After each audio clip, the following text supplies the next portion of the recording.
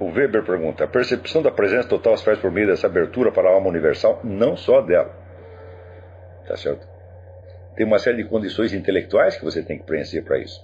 Tem muito estudo, muita meditação atrás, tá certo? E daí um dia você realmente se abre para isso. Mas nós não podemos permanecer abertos a isso. O nosso cérebro não aguenta. Porque você vê que o cérebro, ele não é o órgão pensante, ele é o órgão do não pensar, você tá entendendo? Ele é aquilo que tranca o seu pensamento, tá certo? Para permitir a continuidade da sua existência física. Se você não estiver preparado, pode se abrir para coisas ruins até. Claro, se você não tiver ali bem afinado, sua percepção vai ser somente de demônios. Inclusive nas experiências de quase morte, tem gente que relata experiências terroríficas ali. Você está aberto para o que deve você não tem o controle do que vem. E como nós não temos controle, daí a importância extrema, vamos dizer, de você humildemente se adaptar a isso. Peraí, alguém me pergunta aqui. João Sérgio: esta é a minha primeira aula ao vivo. Assisti a primeira aula gravada e fiquei ciente do exercício do necrológio. A esta altura do curso ainda é necessário fazer exercício e enviar, ou não faz mais sentido desenvolver? Não. O exercício do necrológio você não tem que me enviar. Ele não é para mim, é para você mesmo. E você tem que fazer várias vezes. O necrológio é essencial para o quê? Para que você aprenda a se julgar a si mesmo. Porque, vamos dizer, aquela personalidade ideal que você quer ser, que você quer se tornar, tá certo? Ela é um indicador precioso da sua verdadeira natureza. Ela representa a sua existência terrestre, tal como simbolizando da maneira mais harmônica possível, no plano terrestre, a sua verdadeira natureza. E este deve ser o critério que orienta as suas ações na vida, porque aquelas ações que você escolhe, que você acha que são certas, e se você falha, você se arrepende, perante quem você está fazendo isso? Quer dizer, um grande perigo é você começar a se arrepender perante a sociedade humana, que é um bando de assassinos e ladrões, e você está se colocando então em julgamento por essa gente, é a turma do mensalão que vai te julgar, pô. Você não pode fazer uma coisa dessa. Eu digo, é perante Deus, mas peraí, como é que você imagina esse Deus? Você imagina Deus como se fosse um juiz que está lá sentado e vai julgar você? Então você está julgando Deus à luz do mensalão, meu filho. Não pode fazer isso. Deus, ele nos infundiu a sua própria substância. E ele disse: vós sois deuses. Então é esta alma imortal que tem que ser o seu juiz, primeiro. É ela que se apresenta diante de Deus. Não é você se apresentando diante de um tribunal. E você tem que lembrar aquele famoso verso do Paulo Claudel, que Deus é aquele que em mim é mais eu do que eu mesmo. Então, pega a sua alma imortal e dentro dela tem outro treco mais imortal ainda. Esse é Deus. Então, você deve satisfações à sua alma imortal.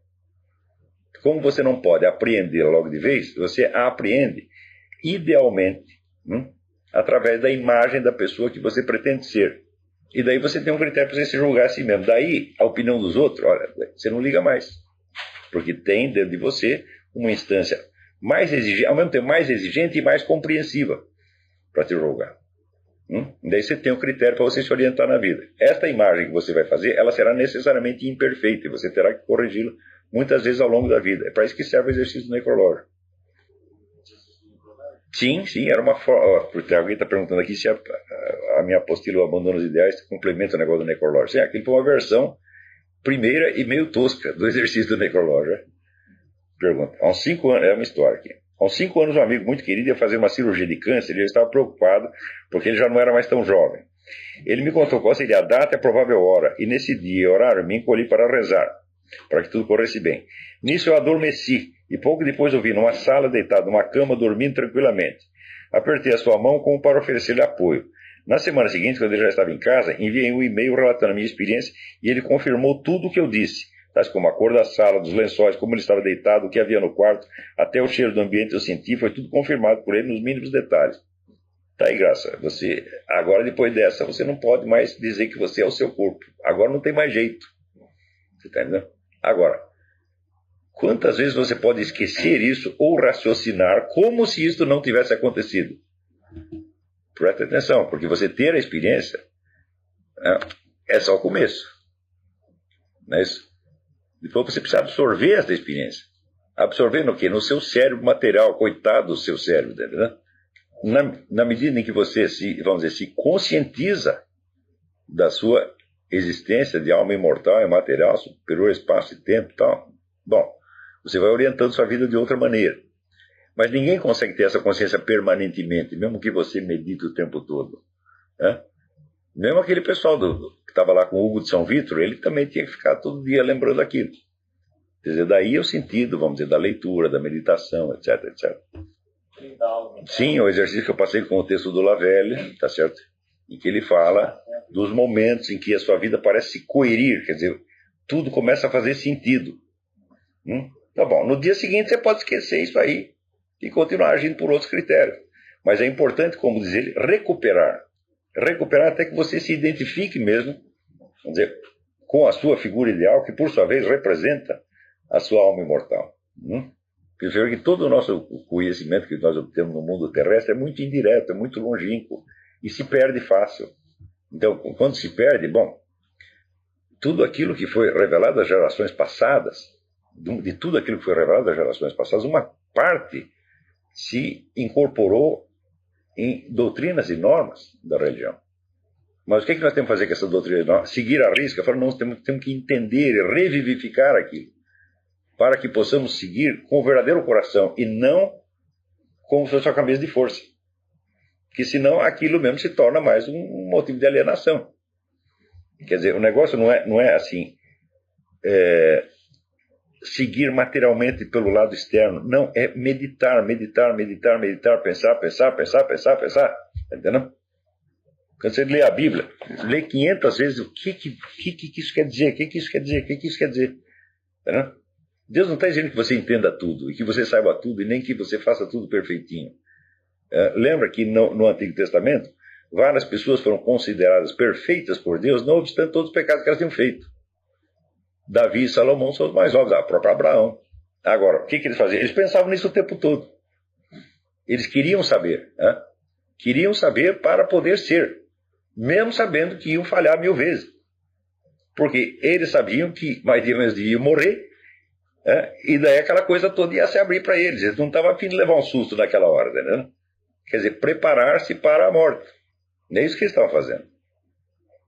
E isso que é importante fazer. Agora, veja, o seguir à risca leis e normas externas, às vezes é bom. Para algumas pessoas, veja, tudo também isso é ambíguo no ser humano. Às vezes um negócio disciplinar, muito duro, pode ajudar uma pessoa a subir e pode levar a outra para baixo. Não é garantido nem uma coisa nem a outra. Tá certo? Então, aí o que diz o Cristo, só uma coisa é necessária. Necessário você estar indo na direção do eterno. Sempre. Por mais que você era. Então, agora, quando tiramos essa dimensão e queremos ainda resolver as coisas e queremos até viver moralmente, eu digo, bom, aí nós estamos lascados mesmo. Porque você começa por apagar a realidade e apagar 95% da realidade, e querer fazer tudo certinho. Fala, não dá. A primeira coisa é aceitar a realidade, não só a realidade desta vida, a vida corporal, mas a realidade do conjunto. Portanto, vamos dizer, essa abertura para o eterno é absolutamente necessária. Essa é a primeira coisa, é amar a Deus sobre todas as coisas. O que é amar a Deus sobre todas as coisas? Em primeiro lugar, é desejá-lo, não é isso? Agora, onde você vai conhecer Deus? Diz, está dentro de você. Fala, mas não dentro no sentido corporal, meu Deus do céu. Não no sentido espacial. Dentro no sentido de que Deus é a sua substância, a substância da sua alma eterna. Essa alma eterna não tem outra substância que não Ele. Ele é a nossa identidade. Está entendendo? Então, quer dizer, a ascensão é assim, do corporal para a alma imortal. E da alma imortal, aí para Deus. Essa era a minha pergunta sobre o Freud. Nessa tensão entre prazer e medo, Freud, quando pensou no id, o superego, se ele estava indo mais ou menos nessa direção.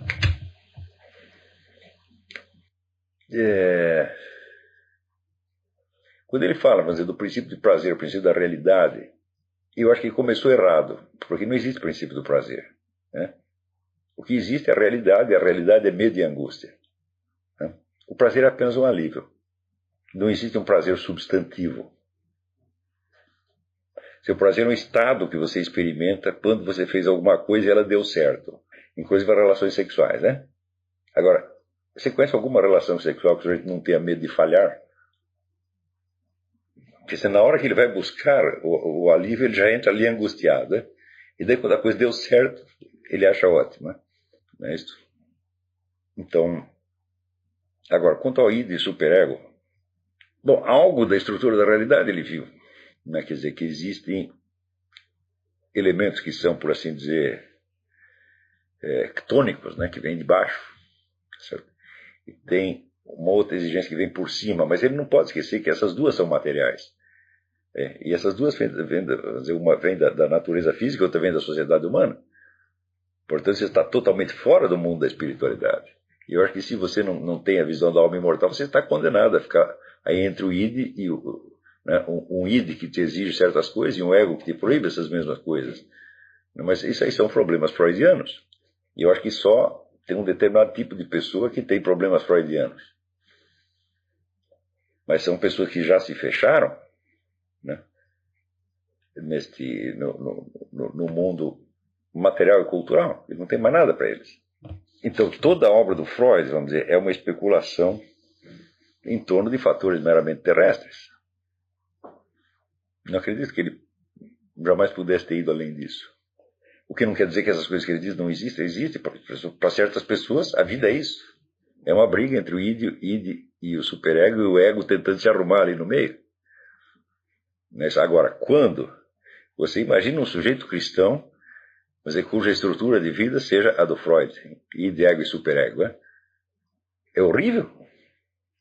E daí o superego dele o superego é toda a igreja católica, os dogmas, etc. E tá lascado, daí ele se revolta contra isso, naturalmente.